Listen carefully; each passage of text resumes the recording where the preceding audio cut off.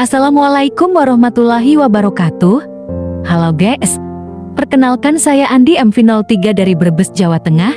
Ini adalah kisah cinta yang ku alami sekarang dengan seseorang yang berinisial Al. Oke, langsung saja ceritanya. Al ini adalah pacar saya sejak masih sekolah SMP dari tahun ke-2017 dan kita ngejalanin hubungan sampai 4 tahun dan hubungan kita selama 4 tahun baik-baik saja.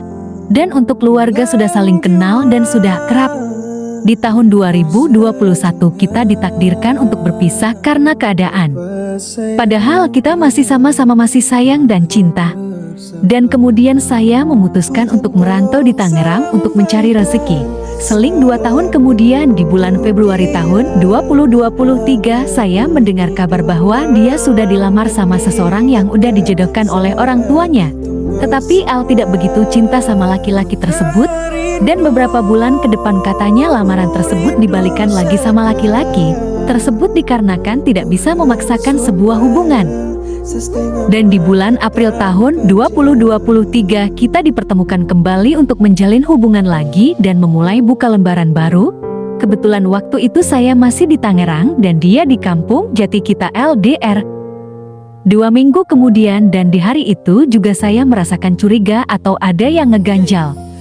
Untuk semua sosmed saya baik itu dari WhatsApp dan Facebook diblokir pertemanan sama dia. Pas kejadian itu saya langsung berpikir macam-macam bahwa dia sedang sama cowok lain.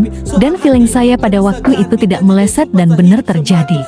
Ternyata dia habis dijemput sama mantannya dan mereka jalan bareng ke suatu tempat.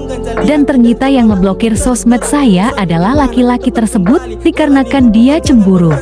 Padahal saya sama El masih ada hubungan, belum ada kata pisah. Saya mengetahui kejadian tersebut dari Sial yang bicara langsung ke saya dan semua itu benar. Pada akhirnya saya memutuskan hubungan bersama Al untuk berpisah. Setelah beberapa tahun kemudian saya dengar dia punya cowok orang Karawang dan dia menjalanin hubungan cuman beberapa bulan dan akhirnya memutuskan untuk berpisah dikarenakan si laki-laki tersebut orangnya kasar pada cewek. Setelah putus sama orang Karawang dan dia mau ngajak saya untuk balikan lagi dan akhirnya saya terima. Dan selama 2 minggu responnya sangat mendukung dan saling jujur satu sama lain. Di tanggal 13 April tahun 2025 saya memutuskan untuk resign dari kerjaan yang sudah hampir 4 tahun itu. Saya resign dikarenakan kepengen pindah kerjaan di negara seberang. Dan setelah saya sudah di kampung halaman gak tahu kenapa sikap dia jadi berubah dan slow respon ketika dicat pesan. Dan saya menaruh kecurigaan bahwa dia masih berkomunikasi sama mantannya yang orang Karawang. Dan kecurigaan saya benar dan tidak meleset. Suatu hari itu saya lihat akun TikTok dia dan ternyata akun saya diblok sama dia. Saya kira yang ngeblokir adalah Al.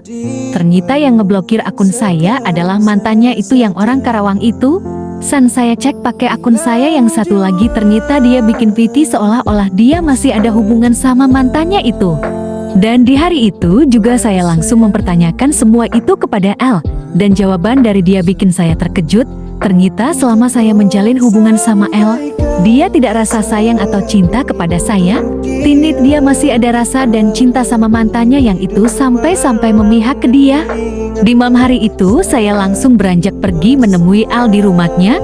Untuk perjalanan dari rumah saya kurang lebih 25 menit sama pi rumah dia dan saya tidak kasih tahu bahwa saya mau ke rumahnya.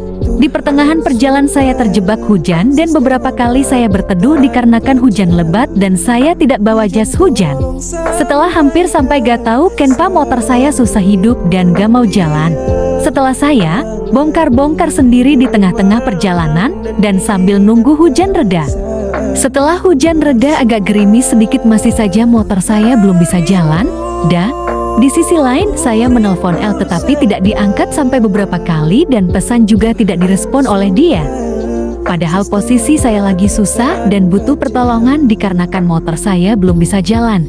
Dan ternyata dia sedang menelpon mantannya yang di Karawang itu. Kemudian saya memutuskan motornya untuk didorong sampai ke rumah Al. Alhamdulillah ada orang baik yang mau ngedorong motor saya sampai di depan gang rumah Al dengan jarak 1,5 km. Sesampainya saya di rumah dia dengan keadaan motor mogok, saya langsung ketuk pintu rumahnya selama beberapa kali sampai ibunya keluar. Dan kemudian saya menanyakan bahwa El udah tidur atau belum dan ternyata belum tidur. Kemudian saya disuruh masuk dan duduk di ruang tamu. Dan kata ibunya bahwa El sedang sakit kepala, padahal saya juga sudah tahu bahwa dia sedang teleponan sama orang Karawang tersebut. Dan kemudian saya ngobrol sama ibunya dan saya bilang terus terang bahwa El selama ini tidak ada rasa sayang atau cinta sama saya. Dan Al masih ada rasa sayang dan cinta sama mantannya yang di Karawang tersebut. Sontak si ibu langsung sedikit kaget dengan omongan saya barusan. Dan beberapa menit kemudian Al keluar dari kamar dan duduk nyamperin saya.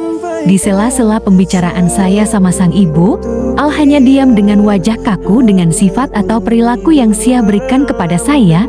Di situ kita ngobrol bertiga saling terbuka dan saling jujur.